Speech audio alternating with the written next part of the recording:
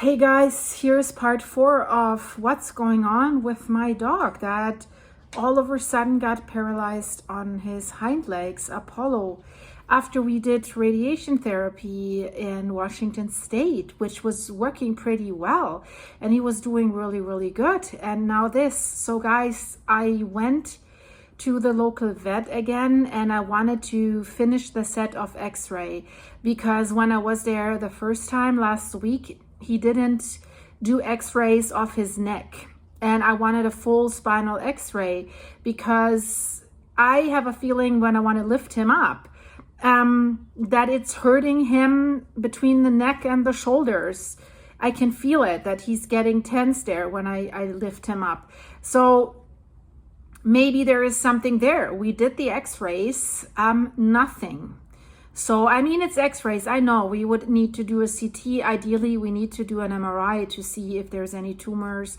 The tumor he had in his upper palatal, they told me that's a kind of tumor that doesn't spread. I did some research. Normally, it doesn't spread, but in 5% it can spread.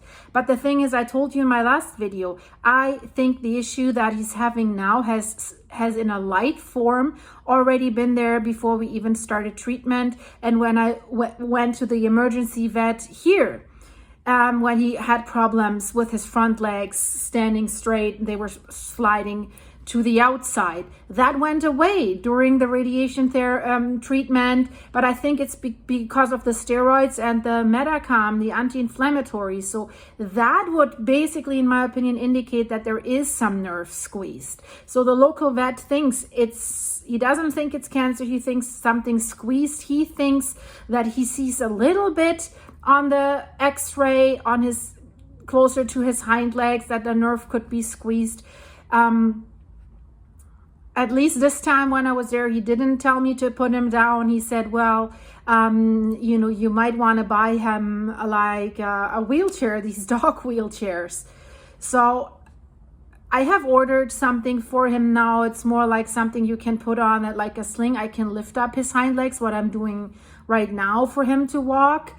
And let's see how that goes. If his front legs stay strong enough. We have to see, but still I don't have any definitive results. So thankfully the weather is getting better. Today was a sunny day, so I took him out in the stroller and he was in the sun and he was happy about that. He was also quite awake looking around, so he wasn't lethargic or anything that you'd think that dog's lying down to die or anything. He's hungry, he's eating. It was when I had him in the trolley and wanted to take him into the car because I wanted to drive to a park with him. So I had Eddie and Rudy with me, and I'm still downtown today. He had a little accident. He was showing me he needs to go, and I was rolling with the stroller, and until I found a little spot of grass, there's like these cobblestones, and it was vibrating, and I think he couldn't hold it. So everything was pretty. I think I should do a beep in the stroller and the dog all over the place. I'm like, what do? I can't get up in the elevator like this.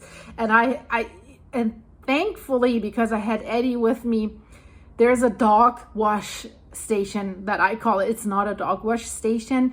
They have it at the entrance of the parking garage, like a car wash station of whatever you need to wash. And it's like has a nice shower head, like a real shower, and it's warm water. Because the problem is North America, for those of you in Europe, most showers have this fixed installed shower head in the wall. You can't take the shower in your hand and shower something, especially for the dog right now. That's a problem because I don't want to fill up the bathtub and put him in there. He gets panicked because he feels he cannot make the swimming movements. So that down there in the garage, that was actually a blessing, so I could clean him up. I didn't have to lift him anywhere. He could just sit there, and with warm water I could hose him down. It was not much pressure in the hose. You can adjust that, so that was actually great. And then there were garbage bins cleaning out his stroller. I always have a big roll of paper towels with me. I'm thinking ahead. So we did that, and then we went out and were in the sun and got some coffee. Yeah, it's, I'm not sleeping so good right now. I'm just always worried about him. He's sleeping next to me, and then I want to move him several times at night that he doesn't get sore from lying on one side too often. And then sometimes he makes some noise that he has to go pee or something else. So I'm sleeping with a lot of interruptions. And then of course I worry about him a lot. So I feel pretty exhausted, I have to say. And yeah, because there's problems on the farm as well, and lots of stuff to do. So it's difficult. What do I do now? Thanks to some of you who wrote me in the comments in one of my last videos, the red light therapy. Guys, I have ordered that. I just need to charge it. It's it's that red light therapy belt, and I'll definitely try it for him. It's a very, very good tip. Thank you so much. So maybe that gives him some relief. At that point, yeah. Since the x-rays are clear and there's nothing on the x-rays, my only option is probably an MRI, like for $5,000 to $7,000 here, which is insane, right? And I can't leave to go to Washington State again to get it at a better price there right now, and also the long drive for Apollo right now. So I'm thinking, and I'm a little bit, I'm like, I don't want to say angry, but damn it, I've spent so much money because they wanted to see if he has tumors somewhere else, and it's like, I don't know the exact, but like $500 to $600 for an abdominal ultrasound, and then x-rays all over the place here, a CT scan here, $2,000 something. So I spent at least $10,000 here in Canada before I could even go to Washington State University and start radiation treatment. So instead of doing a CT scan and an abdominal and an x-ray of his lungs, of his body, because they said they wanted to make sure that there is nothing else. Why didn't we do then the MRI way earlier? Because the tumor, we knew that it's there, right? I had seen it and they had seen it. So if we know, we have to check the dog anyways for other tumors somewhere else or other problems, instead of doing all that. And I remember that I kind of asked them, right? And they said, yeah, that's cheaper. But, maybe it's $1,000 cheaper, but I don't really have results because only an MRI can see if there's something teeny tiny developing along the spine that might squeeze the nerve. And then after I finished all that here, I drove to Washington State University in the US for radiation treatment, and they did another CT scan because they need to do their own CT scan because this is how they calculate for the radiation, so that CT device is matched with how they do the radiation, the location and everything. Makes sense. And there I had to do more. We had controlled his lungs, his heart rate, everything here. But then they came back and like, yeah, but the team heard something in his lungs, and we want to make sure before we start treatment that the lungs are okay before we sedate him, because it's like it was a daily sedation thing. So I'm like, okay, what do we have to do? Like another x-ray of his lungs, although we just did one like 2 weeks ago, and they said it's up to you. So that was another $500 for that x-ray, right? And so overall, I think, for all that, had we done one MRI, we'd know. And they might have seen what is causing this problem now, because slightly it was already there.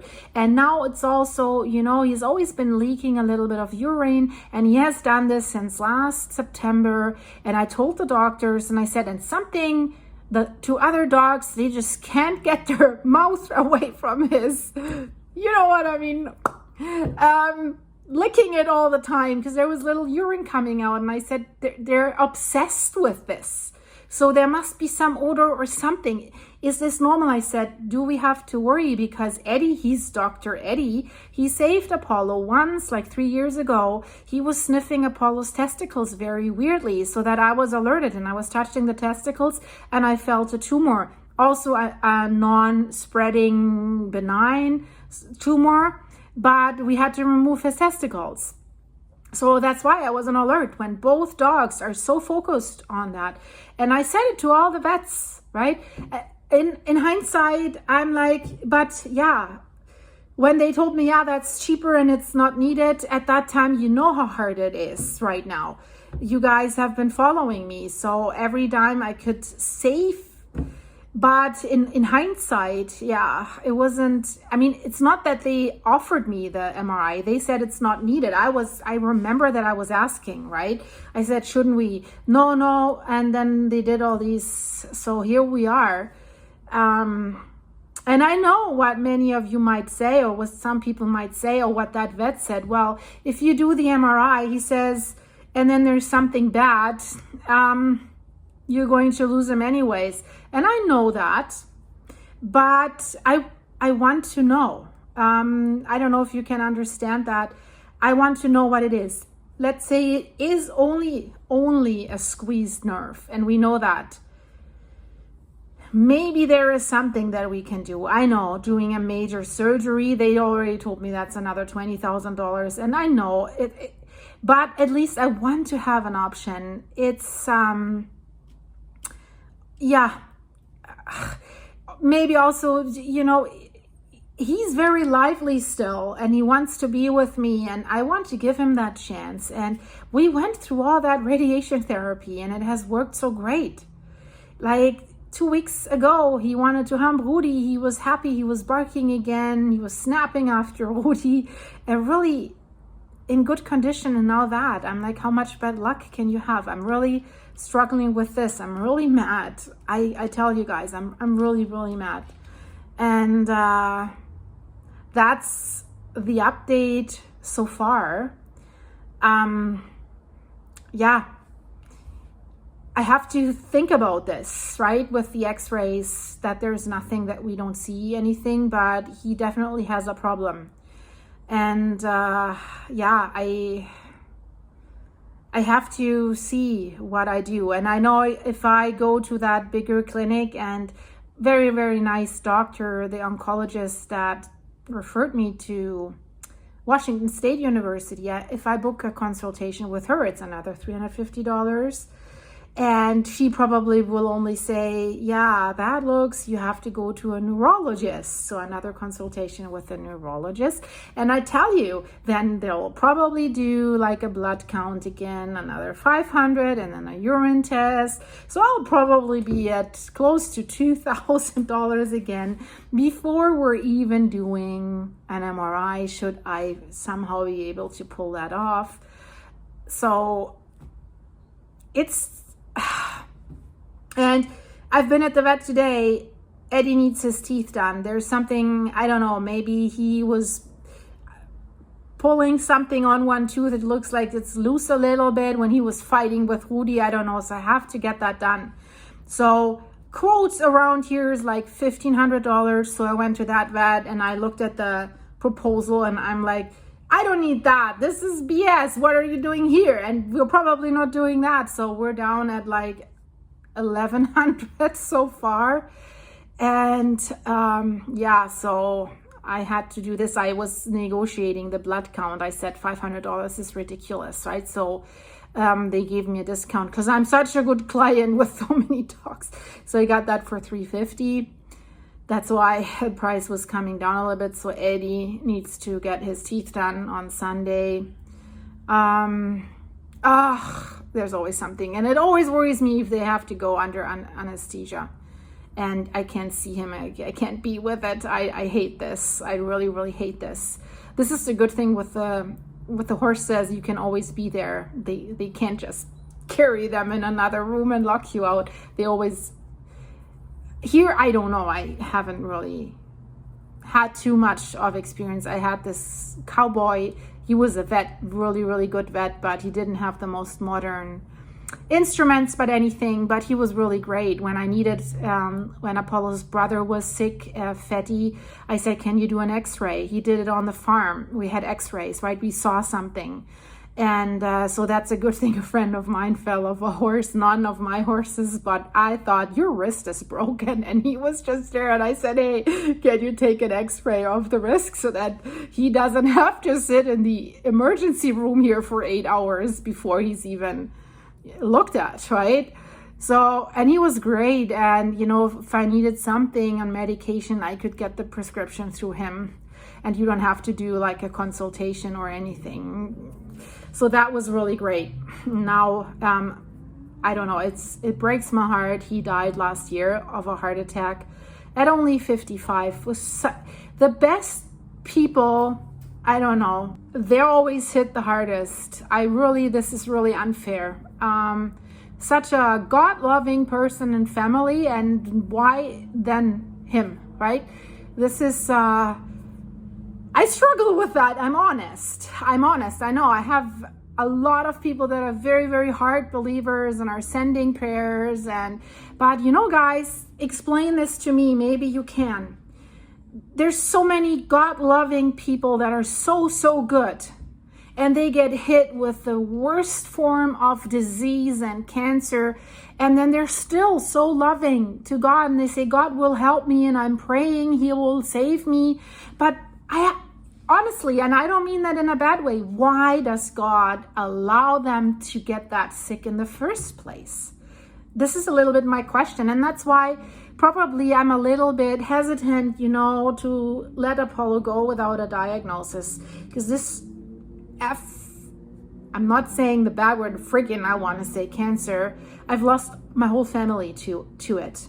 And from the day they were diagnosed, didn't take long, I lost them all. Every family member I ever knew, from grandparents to parents, and Apollo's brother, and never a chance. I'm really mad at that disease. And with Apollo, I really thought this is the first time that we've been beating it, because he was doing so good after the radiation therapy. And then now I'm like, okay, if we, you know, nothing on the x-ray, so it's probably the cancer that has spread. I don't know, right? That's why maybe also I do want to know. Yeah, guys, I guess that's life, right? Every day there's new stuff thrown at you, and I know there's people all over the world that have it way worse, but it always depends on each person's perspective, right? It's still bad enough. And that little boy, yeah, maybe we can help him. I have to figure this out somehow. So thank you so much for praying for him, guys. Thank you so much for your comments, for watching his videos and coming along on this journey. And of course, for supporting his vet bills with the coffees. The supers here on this channel, I can't do supers. This channel is not monetized. But the ones that came over from my On the Pulse with Silky channel, thank you for your support there. It's really greatly appreciated. And for those of you who don't know my other channel, check it out. The link is also on my start page from this channel. It's called On the Pulse with Silky.